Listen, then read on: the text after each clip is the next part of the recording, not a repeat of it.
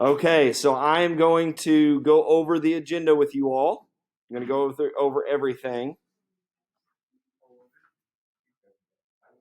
I'm going to go over everything, and then we're going to get started, okay? Number one is make sure that you have submitted the Animal Farm allegory chart assignment. Everybody in here was saying that I said it was due today. That's fine. Actually, in Echo, it didn't have a due date, but due today, that's fine. No late. If it's turned in today, no late grades for that.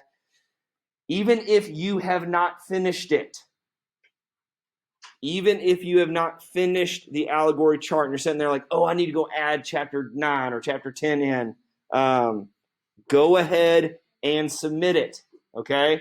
Because just because you're missing some chapters is better than getting a 0. Also, it is a Google Doc. So after you submit it, you can still edit it, okay? And I probably won't get to grading it until this weekend. So if you submit it now and then you finish it later on today, it's like I didn't even know you submitted it a little late, okay? Long story short, make sure it is submitted. It was 40 points agency and a 10-point knowledge and thinking. We worked on it over 2 weeks, okay? It's a big grade. Don't not turn that in, okay? So make sure you have that turned in. And it's a number 1 Animal Farm allegory chart assignment. All you have to do is click on that link and hit submit because you've all opened it, okay? Number 2, you're going to open the Animal Farm discussion questions and participation assignment and begin answering the questions. So let's open that up. So we're going to open up the template provided and follow the instructions. If you're in the classroom, I gave you a hard copy. You do not have to go and open the template. You're using the hard copy. If you're at home, you're going to open up the template, which looks like this. Nope, not that. Like this. And you're answering the questions, okay? And everyone in the class has it in front of them. I know it's not on the board, but it's in front of you. Let's look at these questions together. You are going to be at home put into breakout rooms of small groups, 4 or 5 students, and then the people in here, we're going to go and discuss. But you at home, you're going to discuss these questions. Number 1 says, is man really the root of the animal's problem? So this is all referencing Animal Farm. If so, why? If not, who or what is? So for this, you do not have to write a complete answer on this, okay? I'm just looking for you to think about it before the discussion starts. So write a quick answer, okay? Like if you think so, yes or no, and then maybe some words on why.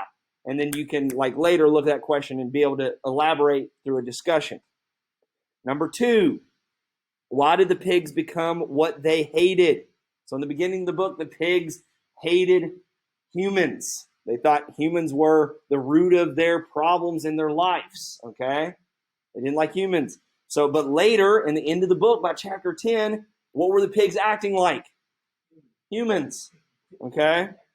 So why did the pigs become what they hated? Number 3, how does Animal Farm help us understand propaganda in our world today? How can the media and political leaders take advantage of people? So throughout Animal Farm, we see Squealer the pig, and what is he doing? He's spreading what? Propaganda. He's spreading lies about Snowball, about Napoleon, about the events that happen in history. And you're going to think about, do political leaders do that today? And about Boxer, yeah. So there's lots to talk about on that one. So quick ideas on that. Number 4, what corrupts people most? Money, material items, or power? We'll get a chance to discuss in a second. You pick which one. Number 5, is it morally wrong to be someone like Benjamin? Benjamin was the animal that just was like, yeah, I know what's going on, but I'm not going to do anything about it. Like, this is wrong or this is incorrect. I'm not going to do anything about it. Is it morally wrong? Is it wrong to be someone that just knows something's wrong and they don't do anything about it, even if it hurts someone? So is that wrong? Or if it, you just keep your nose out of that business, that's okay. Yes or no? Number 6, who is happier, selfish or unselfish people? Who's happier? Number 7, and again, these are all opinions. No right or wrong answer. Now, there's clear answers on if you just have no idea what you're talking about because you didn't read the book. That might be an issue. And then number 7, what would happen if all the animals were as educated as the pigs? How would the world change if everyone were highly educated? Okay, so I'm gonna give you all about 10 minutes to kind of jot down an answer for each of these, and then we're gonna come back. The second page for you all at home we'll talk about in a second. Okay, so I'm gonna pause the video, put a timer on, give you 10 minutes, go through and answer these questions. Any questions about any of those that you don't understand? All right, answer those questions. Take about 10 minutes. Sharpening. Okay, that should have been enough time to answer. Should have been enough. Hey, let's not. Shh, quiet. All right, should have been enough time to answer those questions briefly and start thinking about them. I'm about to throw you into some breakout rooms. So I've got Miss Newton has all kinds of computers set up here, and we have Miss Stockdale. Sorry, Miss Stockdale is going to be in another room. Long story short, you're going to have a teacher in the room with you. Now, for you at home, the teacher will not be talking. It'll be you. So you all need to step up and say, all right, number 1, let's talk about this one. Number 2, number 3, and you're going to go through all of them. We're going to give you plenty of time to talk about these. So probably about 25, 30 minutes. Okay, so on each question, there's 7 questions. You're going to spend 3 or 4 minutes on each question discussing them, drawing them out, having a discussion. Okay, and this is how it's going to work. You're just going to kind of have a book talk, talking about the reading and about these questions. Okay, so you have to keep the conversation going. Now, for you all at home, at the end of the reading or at the end of the discussion, you are going to grade your group members. So right when you get in, you need to go figure out who's in your group, and you need to write down your group members' names, including your own. So for example, on this, I put my name, John Richard, and I put Miss Newton's name.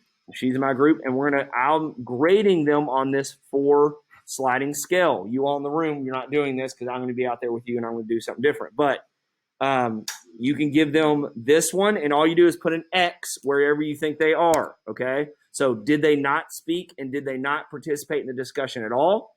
Did they share a small amount about the question, like give you just a little bit, and did not add to the discussion or participate fully?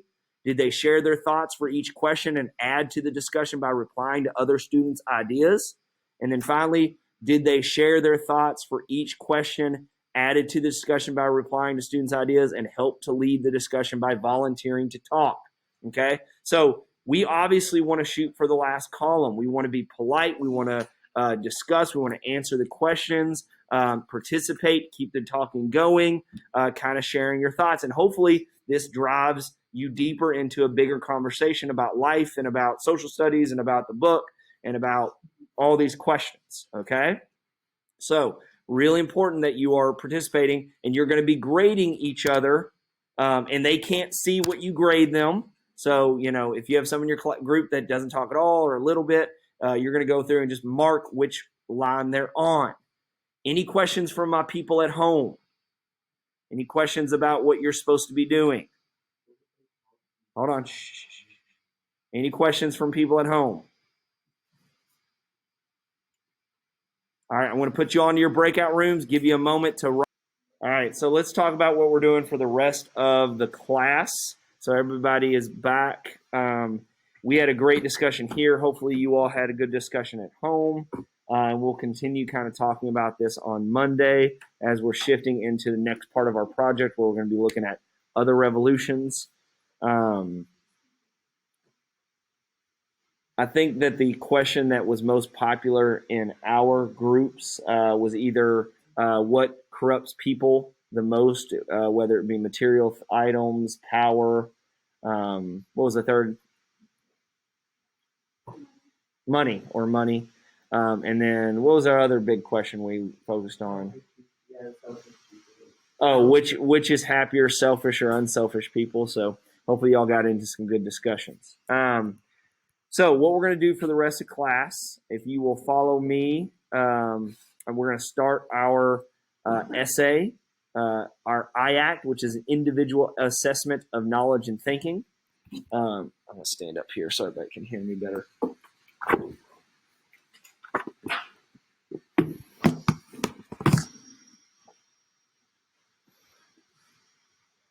So follow along on your screen or on Google Meet so you can see this.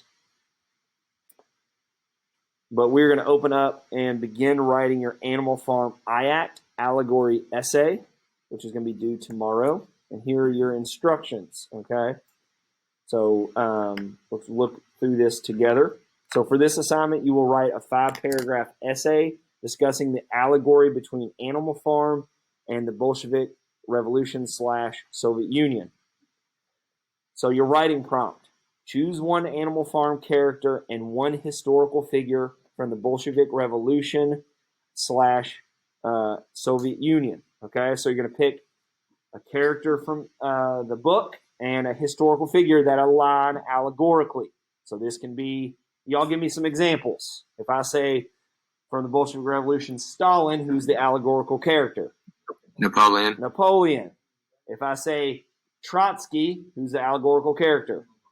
Snowball. Okay, so you're going to pick a pair of those, okay? One from the history, one from the book, okay? And what you're going to do is you're going to make sure to give details to the character from Animal Farm and historical figure with an explanation of how they are similar. Conclude your writing with an opinion on whether Animal Farm was an appropriate / successful allegory to the Bolshevik Revolution. So in that last paragraph, you're going to tell me, do you think it was a good allegory? Do you think it aligned with the history as we looked at it? Okay?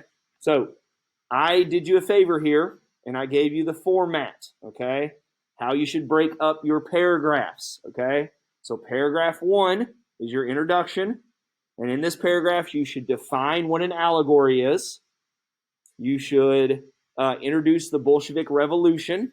Tell me when it happened, where it happened, okay? In Russia, what year, and introduce Animal Farm. So you tell me who wrote it, that it's an allegory to that revolution.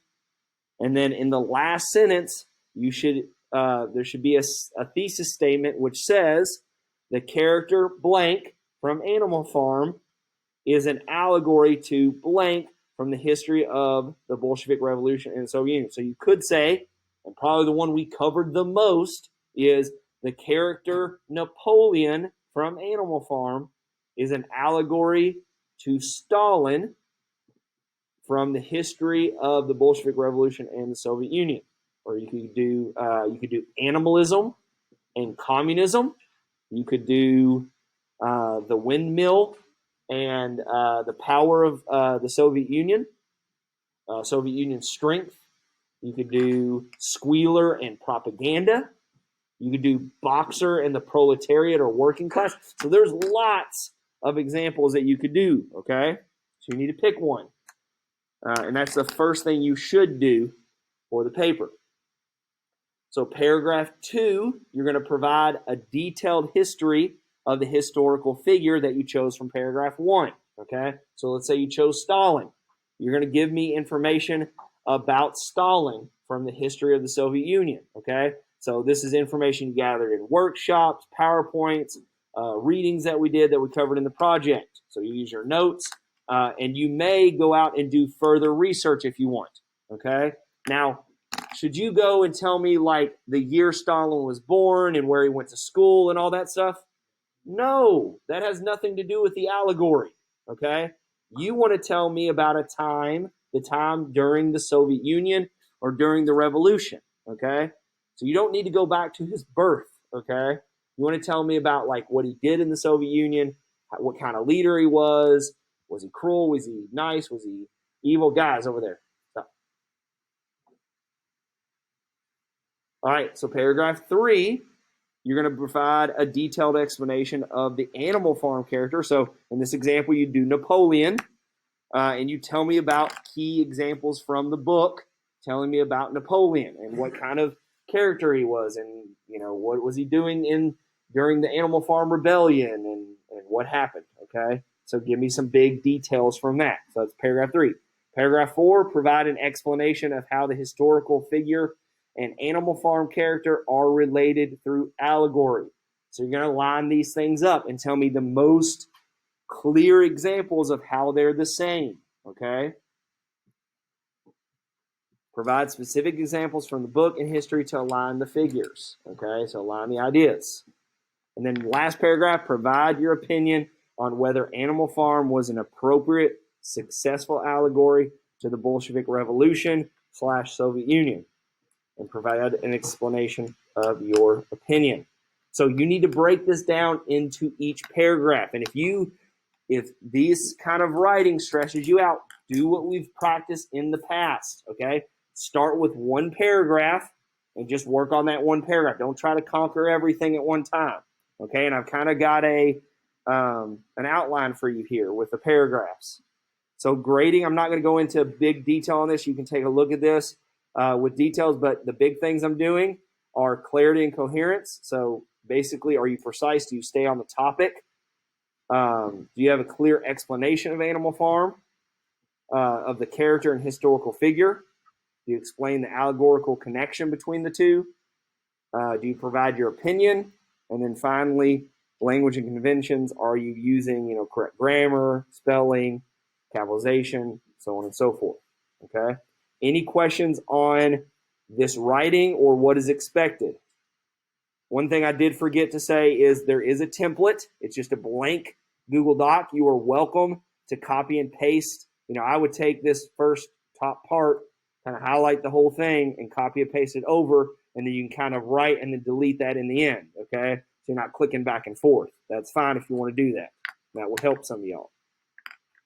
All right. Any questions about what we're doing, expectations, anything like that? Are we going to be taking a test over this? This is your test.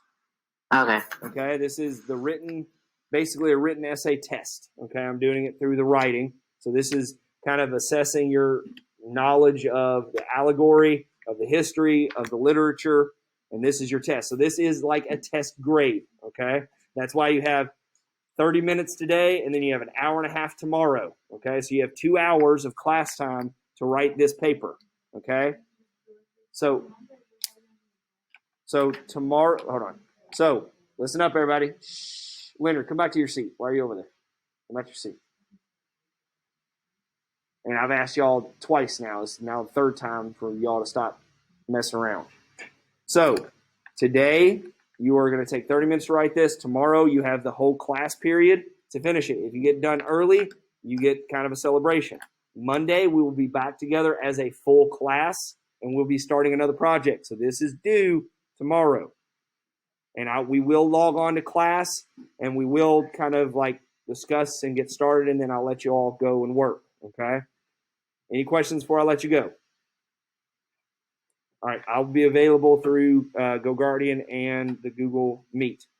And you are allowed to log off if you don't have any questions.